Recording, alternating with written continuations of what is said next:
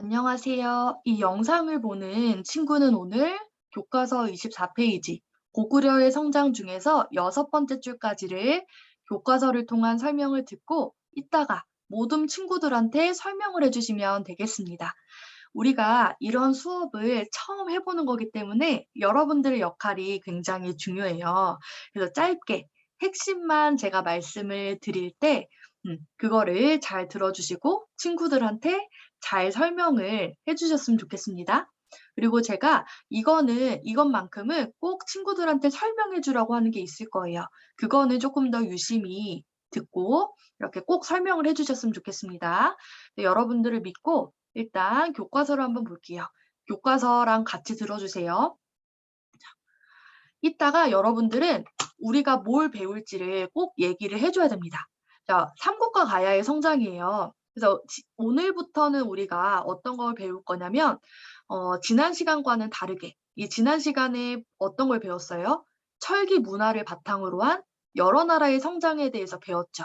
그래서 부여에서부터 사만에 이르기까지 다양한 나라들과 그 특징에 대해서 살펴봤는데 그중에서 고구려랑 백제가 아니죠. 부여는 왕이 있었죠.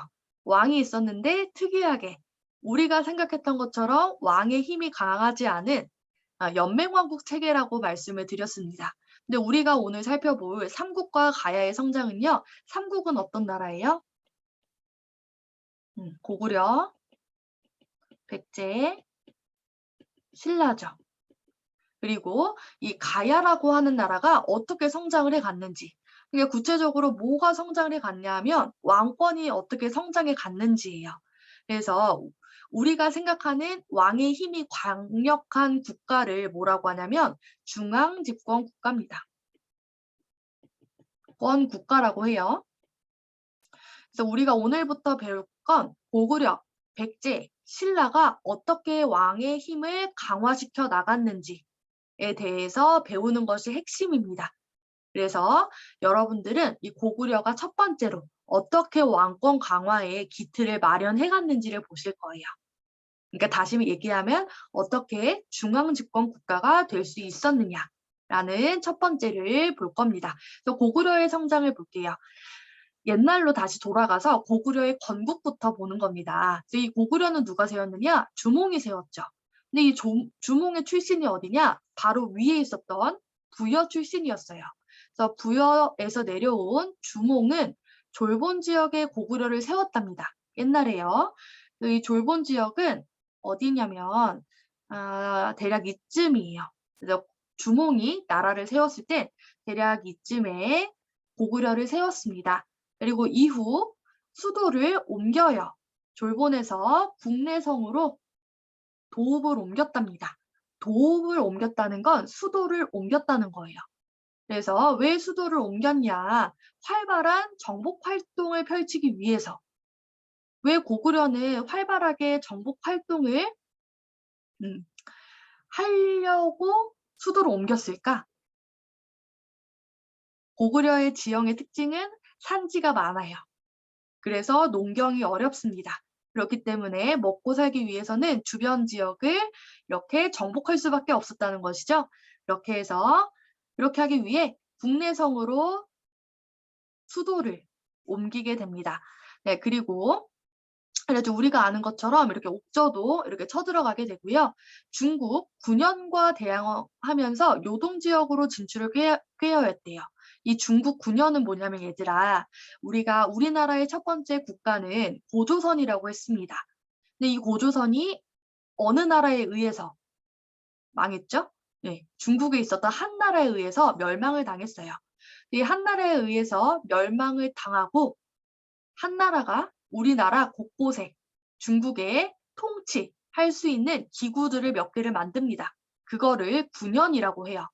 그래서 아직까지도 이 고구려가 있었을 때도 한나라가 만들었던 그 중국의 통치 기구가 남아 있었다는 거죠. 그래서 이 고구려의 입장에서는 당연히 중국의 군현과 대항을 하면서 요동 지역으로 진출을 꾀하였습니다. 이렇게 할 수 있었던 이유는 고구려는 뭐가 발달했기 때문에 무예가 발달했기 때문에 이 국내의 정복 활동뿐만이 아니라 이 중국의 요동 지역에도 진출을 꾀할 정도로 무예가 발달된 나라였습니다. 그래서 이를 바탕으로 왕권이 성장해왔대요. 왜 왕권이 성장했느냐?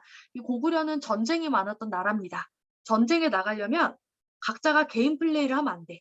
우두머리를 중심으로 하나의 구심점을 중심으로 해서 이렇게 모여가지고 싸워야지 이기겠죠. 근데 그 구심점이 누구냐면 왕이 되었던 거예요. 그래서 왕을 중심으로 싸우게 되니까 왕권이 당연히 성장하겠지. 그쵸? 그런 과정 중에서 한 왕이 등장해서 두 가지 정책을 펼치는데 어떤 건지 볼게요. 얘는 되게 중요해, 얘들아. 애들한테 강조해 주세요. 자, 첫 번째. 자치적인 성격이었던 오부를 행정적 성격으로 개편했어요. 자, 그리고 두 번째, 왕위 계승도 형제 상속에서 부자 상속으로 바꾸었어요. 이 두 가지를 했던 왕이 바로 고구려의 고국 천왕입니다. 우리 저번에 모둠 수업할 때 고국 천왕 들었죠? 이 고국 천왕이 어떻게 하느냐? 원래 있었던 고구려에 오부가 있었어, 오부. 고구려는 오부족 연맹체라서 여러 가지 5개의 부족들이 자체적으로 자기 지역을 다스릴 수 있기 때문에 왕의 힘이 약했다고 했습니다. 그게 바로 자치적인 성격이에요. 그래서 자치적인 성격은 자체적으로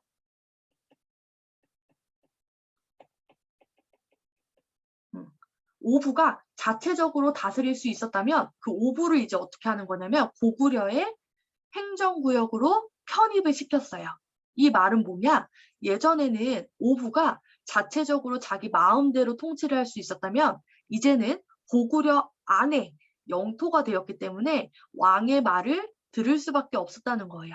그러면서 왕은 이제 예전처럼 연맹왕국처럼 힘이 약한 게 아니라 오부를 통제할 수가 있게 되겠죠. 그러면서 중앙집권 국가 체제의 하나를 마련합니다. 행정 개편. 두 번째, 왕위 계승도 형제 상속에서 부자 상속으로 바꿨대요. 말 그대로 이 전까지는 고구려가 왕을 세습을 할 때 이 형이 왕을 하고 동생한테 물려줬어요. 근데 이제 그게 아니라 이제 내가 왕이면 나의 아들만 왕이 될 수가 있다는 거죠. 그리고 그 아들이 왕이 되면 그 아들의 또 아들이 왕이 될 수 있었다는 거예요. 예전에는 고구려가 그래서 형제가 왕이 될 수 있기 때문에 범위가 형제 관계였다면 이제는 왕의 직통, 자식으로만 왕이 될 수 있는 범위가 제한이 된 거죠. 그렇기 때문에 이거는 왕권이 또 강화될 수 있는 두 번째 요인이 되는 겁니다. 그래서 이 고구려는 행정구역을 개편하고요. 두 번째로는 왕위 상속도 부자 상속으로 개편을 하게 되면서 고구려 백제 신라 중에서 가장 먼저 중앙집권 체제를 마련할 수가 있었습니다. 그래서 여러분들은 이따가 친구들한테 설명을 해줄 때 어떤 걸 위주로 설명을 해주느냐? 첫 번째, 우리가 지금 배우는 건 고구려 백제 신라가 어떻게 왕권을 강화해 갔는지에 대해서 배우는 거다. 그래서 그 중에서도 고구려는 고구 천왕이 어떻게 중앙집권 국가 기틀을 마련했느냐? 왕위를 부자 상속으로 바꾸었다. 두 번째로는 자치적인 성격의 오부를 행정적인 성격의 오부로 바꾸었다라는 것을 설명을 해주시면 되겠습니다. 그래서 여러분들을 믿고 저는 다음 주에 보도록 합시다.